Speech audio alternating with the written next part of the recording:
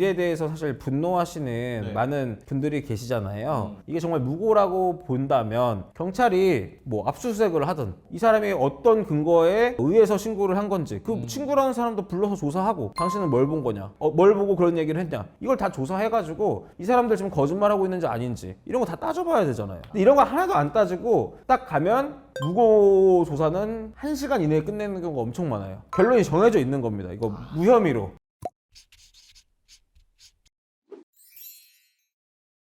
자, 변호를 하는 건 오늘도 채널에 오신 여러분 환영합니다. 반갑습니다. 안녕하세요. 네, 오늘은 요 얘기 한번 해볼까 하는데 저는 깜짝 놀랐어요. 최근에 있었던 구독자 121만 명을 보유한 일본인 유튜버 유키 씨의 사건이 계속해서 기사도 나오고 있고 여기에 댓글이나 여러 가지 파생적인 포스팅들이 많이 나오고 있는데 이 유키 씨가 성추행 혐의로 고소를 당했다가 무혐의 처분을 받았지만 이 억울한 상황이 계속되고 있다. 요 얘기를 좀 해본다고요.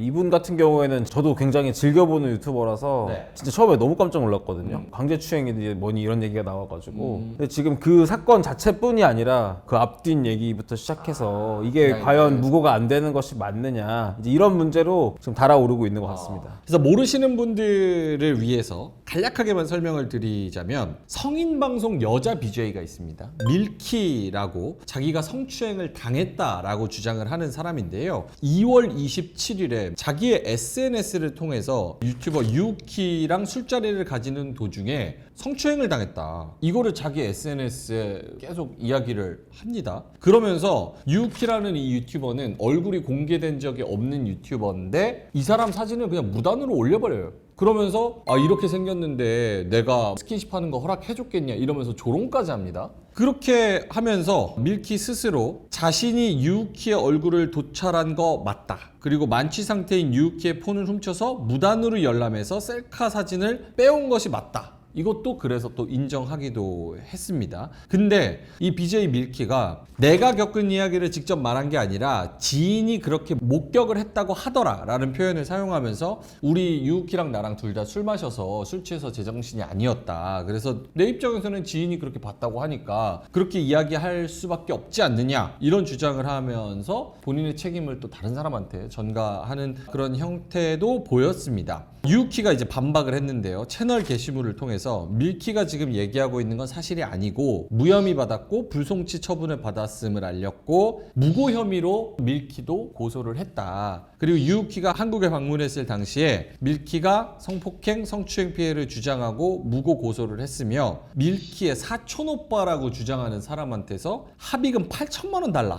이런 요구도 받았다고 하는데 심지어 사건은 최근에 일어난 것도 아닙니다. 2024년 4월이니까 약 1년 전에 벌어진 일이고 2024년 6월 그러니까 사건이 벌어지고 2달 뒤에 무혐의 처분이 내려진 사건이다. 근데 이제 무고죄에 해당하지 않는다는 결론이 내린 것에 대해서 수사기관을 좀 비판하는 목소리가 좀 나오는 것 같습니다. 예, 일단은 제가 객관적으로 좀 말씀드리면 24년 4월 11일에 이제 강제추행으로 입건이 됐는데 6월 달에 무혐의로 종결됐다는 거는 이 무혐의인 게 명백한 겁니다. 이렇게 빨리 끝낼 수가 없어요. 입건되고도 예, 금방이니까. 입건되고 만약에 애매한 부분이 서로 있다. 아슬아슬하게 무혐의가 나온 거다. 이런 거면은 뭐 6개월 최소 이렇게 걸려야지 이게 바로 이렇게 처분을 했다는 거는 정말 확실하게 무혐의라는 거거든요. 예, 일단은 그거 하나 말씀드리고 싶고 이 무고와 관련해서는 안 그래도 저도 엄청 말하고 싶었던 부분인데 이 무고가 성립하려면 단순히 허위사실을 신고하는 것만으로 되는 게 아니고 허위사실이라는 것을 알고도 신고했다는 그런 무고의 고의가 필요합니다. 그래서 수사기관은 이 사건에서 허위사실인 건 맞지만 그렇다고 해서 여성분이 무고라는 사실을 알고도 했다 이렇게 보기는 어렵다라고 무고에 대해서도 불송치를 한 것이죠. 고의로 허위사실 신고를 했다라는 게 명확해야 되는데 그거는 뭐 친구랑 나눈 카톡에서 뭐 그냥 한번 걸어보려고 뭐 이런 식으로 좀 정확한 물증이 있어요. 그런 정황이 나오면 이제 무고의 고의가 인정되죠. 근데 그런 거는 그 사람의 개인적인 기록이나 이런 건데 그거를 내가 증거로 딱 가져가기가 매우 어렵잖아요, 사실상. 그러면 그거 누가 가져와야 될까요? 와, 진짜 어렵다. 포기하시라는 얘기가 아니고 그거 원래 다 그렇죠. 그럼 사기꾼이 제가 사기치려고 했습니다라고 인정하는 거 있을까요? 그럼 여기서 사기의 고의 같은 경우는 이제 어떤 식으로 판단이 되냐면요. 판결문에 아예 그렇게 써 있어요. 사기죄의 주관적 구성 요건인 이 편취의 범위에 대해서 법원에서 뭐라고 얘기하냐면 피고인이 자백하지 않는 이상 범행 전후에 피고인의 뭐 재력, 환경, 범행의 내용, 범행에 이르게 된 과정 이런 것들을 종합적으로 고려해서 판단해야 한다. 이런 범위가 있거든요. 사기죄 같은 경우는 아무리 이 사람이 내가 속이려고 한 거 아닙니다 라고 얘기를 해도 이런 객관적인 사정을 가지고 편취의 범위를 인정을 한다는 거예요. 그런데 문제는 이 무고의 고의에 있어서는 정말로 이 사람이 알고도 허위 신고했다는 게 나오지 않으면 고의가 없다라고 본다는 겁니다. 그러니까 결국은 이 범죄는 말씀하신 대로 정말 이 사람이 일부러 했다고 자백을 하거나 아니면 친구들끼리 얘기된 것이 유출돼 가지고 내가 한번 쟤 한번 무고해볼까? 이렇게 되지 않는 이상 굉장히 빠져나기가 쉬운 거죠. 그리고 특히 여기서 지금 계속 친구가 봤다 이런 얘기가 다 결국은 너 기억 안 난다면서 왜 고소했냐? 친구가 그렇게 얘기해줘서 제가 고소하게 됐습니다. 저는 그렇게 믿고 고소한 겁니다. 이렇게 되는 거죠. 유우키 씨 입장에서는 되게 억울할 것 같다 그런 생각이 드는 게 BJ 밀키님이 했던 행동들을 좀 정리를 해보면 핸드폰 몰래 접속해서 개인 사진 빼냈고 인터넷에 퍼뜨렸고 SNS에서 또 조롱하고 이 외모에 대해서 비하하고 그 성추행 혐의를 씌우려는 고의적인 행동을 했다라는 정황 그런 정황들이 있고 협박까지 했다라는 주장도 있잖아요. 이래도 무고가 안 된다. 자, 근데 지금 말씀하신 것 중에서 범행 당시와 관련된 건 뭐가 있죠? 범행 당시와 관련된 거는 딱 하나 있어요. 유유키 씨가 취했을 때 내가 그 사람 핸드폰으로 셀카를 넘겨받았다. 이걸 통해서 오히려 여성분이 안 취하고 유유키가 더 취했다는 거 정도가 나올 수가 있겠죠. 나머지 모든 것들은 다 그 이후에 우리가 이 여성분을 비난할 수 있는 그런 행동이긴 하지만 이 무고가 되냐 안 되냐에 있어서는 전혀 영향을 미치지 않는 요소인 겁니다. 근데 이 밀키 씨는 SNS에서도 경찰이 제대로 수사 안 해서 무혐의가 뜬 거다 이렇게 계속 주장하는 거에 있어서는 법적 제재를 가하거나 그럴 수는 없는 거예요? 이런 거는 일단 기본적으로는 그 허위사실 적시 명예훼손으로 정통망법 위반으로 처벌이 가능한 상황이고요. 아마도 지금 담당 변호사랑 준비를 하고 있지 않을까 싶습니다. 결국은 이 허위냐 아니냐를 판단을 하려면 이 여성분이 이렇게 믿을 만한 그럴듯한 근거가 있느냐를 확인하게 되는데 예를 들어서 뭐 경찰이 수사 안 해줘서 무혐의 나온 거지 내가 피해자 맞다 이런 얘기를 반복적으로 하는 거는 정말 확실한 증거가 있지 않고서는 허위사실로 인정될 가능성이 높죠. 물론 이제 이미 이런 큰일이 생겼지만 이제 명예회복을 할 수도 있다고 생각을 하는 게 무고죄는 법리 자체가 무고의 고의가 있다는 것까지 나와야지 성립을 하지만 이제 이 허위사실 적시 명예훼손 같은 경우에는 이 사람이 이걸 진실이라고 믿었을 만한 그럴듯한 사정을 보여주지 못하면 허위사실 명예훼손으로 가는 거거든요. 그렇기 때문에 만약에 이 발언들이 허위사실 적시 명예훼손으로 인정이 된다면 어느 정도 이 실제 강제추행이나 이런 것들이 허위였다는 점에 대해서 국가기관의 판단을 받아낼 수 있는 그런 상황이 될 것으로 보입니다. 과도한 합의금을 요구하는 것도 무고의 하나의 간접 증거로도 볼 수 있어요? 아니면 그건 성립이 안 됩니까? 과도한 합의금을 요구하는 거는 그 성범죄 고소를 당했을 때는 일단은 무혐의를 받아낼 수 있는 약간의 유리한 상황. 왜냐면은 이 사람이 돈부터 요구한다는 얘기는 이 수사관이 봤을 때 이거 조금 약간 돈을 노리고 한 행동이 아닌가? 의심을 불러일으킬 수가 있기 때문에 무혐의 나오기도 좋고요. 당연히 이제 무고죄로 고소를 함에 있어서도 이 사람이 이렇게 과한 돈을 요구했다. 그리고 돈의 액수도 중요하지만 어떤 방법으로 요구했는지도 중요하거든요. 그러니까 예를 들어서 뭐 피의자 입장에서 사죄하는 마음에 미안하다 하는데도 나는 합의할 생각이 없다. 이렇게 돼서 금액이 올라가는 거랑 처음부터 너 8천만 원 내놔. 그 정도면 내가 합의해줄게. 이렇게 딱 나오는 거랑은 상황이 전혀 다르죠. 그래서 그런 부분들은 무고죄 성립에 있어서 영향을 주는 요소인 거는 맞는데 중요한 거는 무고의 고의라는 벽을 넘기가 어려운 것이죠. 유우키 씨는 100만이 넘는 유튜버잖아요. 네. 그럼 만약에 명예훼손으로 밀키 씨가 고발을 당하고 그거에 대한 배상을 해야 된다고 치면 일반 사람의 명예가 훼손되는 거랑 100만 유튜버의 명예가 훼손되는 거랑 이 배상액 자체가 다릅니까? 네, 배상액은 조금 더 높아질 수 있습니다. 100만이 넘는 유튜브 채널이 폭파까지 됐으니까 이 부분에 대해서 제가 좀 답변을 드리자면 이게 손해배상을 받으려면 불법행위가 있어야 되고 손해가 있어야 돼요. 그럼 이제 명예훼손은 불법행위죠. 그리고 채널이 폭발된 거는 이제 손해예요. 하지만 그 사이에 이제 인과관계가 있어야 되거든요.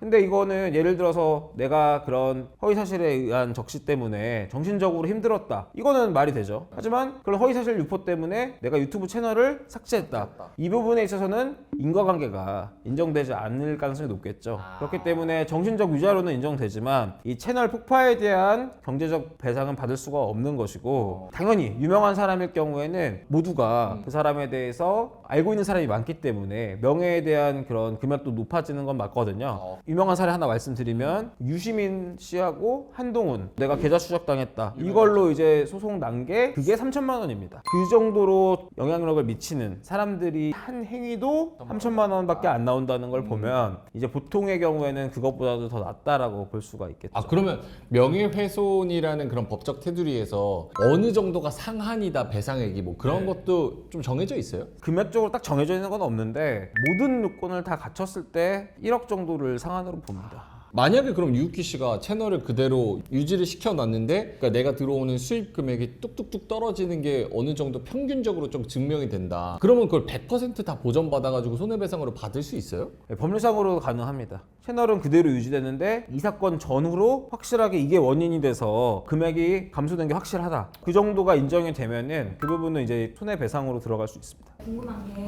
지금 유키가 사료 없음을 받아내는데 4천만 원 정도 변호사 비용 들었다고 했거든요. 그럼 거기에 대한 변호사 비용은 나중에 청구를 100% 할 수 있어요? 예를 들어서 내가 방어하는 데 쓴 변호사비 이런 거 무죄가 나왔다고 해서 가해자한테 받을 수 없고요. 지금 고소하는 데 드는 변호사비 같은 경우에도 가해자한테 받을 수가 없습니다. 그래서 실무적으로는 어떤 식으로 이루어지냐면 내가 고소를 해서 이제 유죄 쪽으로 몰고 가면은 저쪽에서는 처벌 수위를 줄이기 위해서 이제 합의를 시도하게 되는데요. 네. 그 합의금을 정하는 데 있어서 내가 변호사비로 얼마 썼으니까 너가 이만큼은 더 얹어줘야 된다. 이런 식으로 이제 피해자들이 변호사비를 그런 방식으로 보전을 받게 됩니다. 예, 그리고 반대로 민사소송 같은 경우에는 변호사비 보전을 해주는 규칙이 있어가지고 내가 예를 들어서 뭐 5천만 원을 청구했는데 법원에서 명예훼손으로 5천만 원 지급해라 이렇게 나왔다. 그러면은 뭐 한 4,500 정도의 변호사비 정도는 상대방한테 받아낼 수가 있습니다. 지금 상황에서 유키 씨한테 뭐 법률적인 조언을 해드릴 게 있을까요?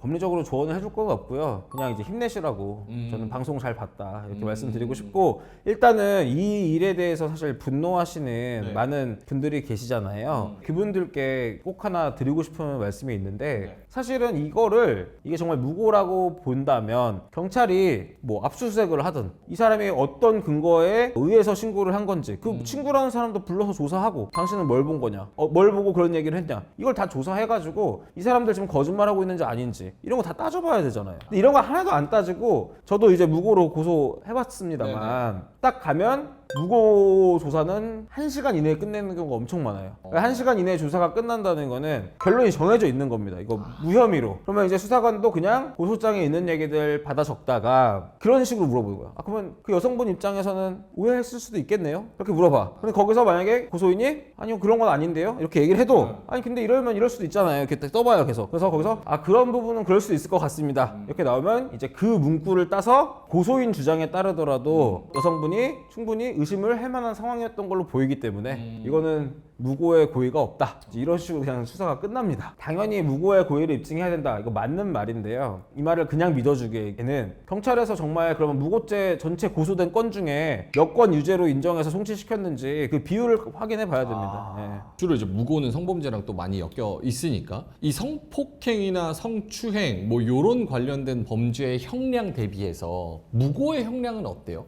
일반적으로 이제 무고 같은 경우에는 징역 10년 이하, 그리고 벌금으로는 1,500만 원 이하거든요. 그래서 뭐 법정액만 놓고 보면은 결코 부족하지는 않은데요. 예를 들어서 이렇게 어렵게 무고의 고의가 증명돼서 애초부터 합의금을 뜯어낼 생각으로 강간당했다라고 주장해서 그게 딱 걸린 그런 상황에서도 징역이 2년 나오면은 많이 나온 거다. 그러니까 보통 집행유예 많이 나오고 이제 집행유예가 나오지 않는다 하더라도 뭐 1년, 1년 반 이 정도지, 반대로 성범죄 처벌이 엄청 센 거를 감안했을 때는 전혀 이제 균형이 맞지 않는 그런 형량이라고 할 수 있습니다. 그러면 여론에서 무고죄를 더 무겁게 그리고 더 확실하게 처벌을 해야 이런 억울한 사건들이 많이 안 나온다라는 의견은 어느 정도 일리가 있는 거네요.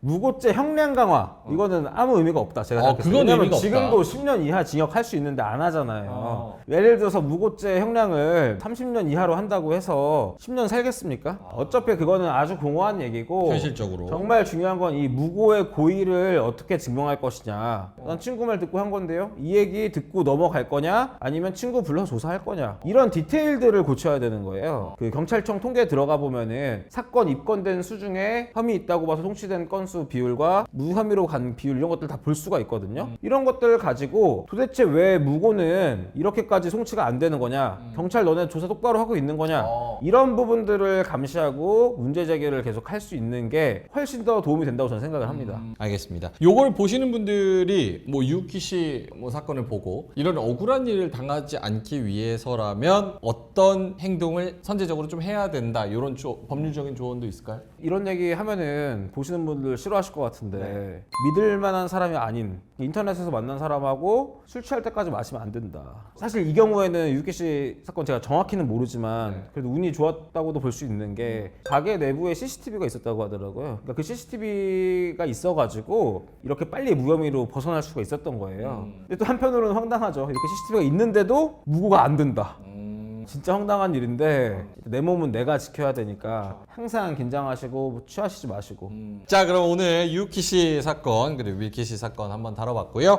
또 댓글 많이 달아주셔서 의견도 많이 내주시고 또 좋아요도 한 번씩 눌러주시면 좋을 것 같습니다. 변호를 하는 건 오늘 여기서 마치도록 하겠습니다. 고맙습니다. 네, 감사합니다.